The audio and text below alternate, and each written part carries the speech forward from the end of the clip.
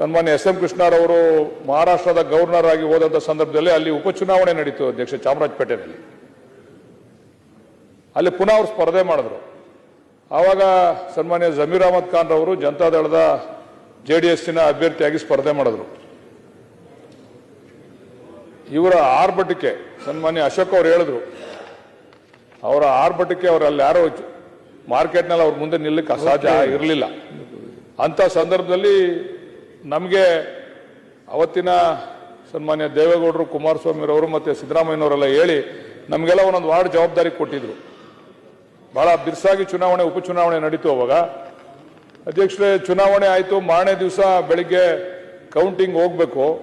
ಆವಾಗ ಸನ್ಮಾನ್ಯ ದೇವರಾಜ್ ಅವರು, ನಾವು ಮತ್ತು ಜಮೀರ್ ಅಹಮದ್ ಅವರು ಒಂದು ದೇವಸ್ಥಾನಕ್ಕೆ ಹೋದ ಮಾರ್ಕೆಟ್ನಲ್ಲಿ.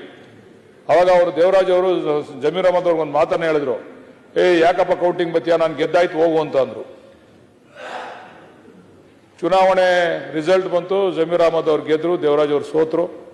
ಅದಾದ ನಂತರ ಪಾಪ ಅವ್ರಿಗೆ ಎಲ್ಲೂ ಕೂಡ ರಾಜಕೀಯವಾಗಿ ಶಾಸಕರಾಗ್ತಕ್ಕಂಥ ಒಂದು ಅವಕಾಶ ಸರಿಯಾದಂಥ ರೀತಿಯಲ್ಲಿ ಸಿಕ್ಕಲಿಲ್ಲ.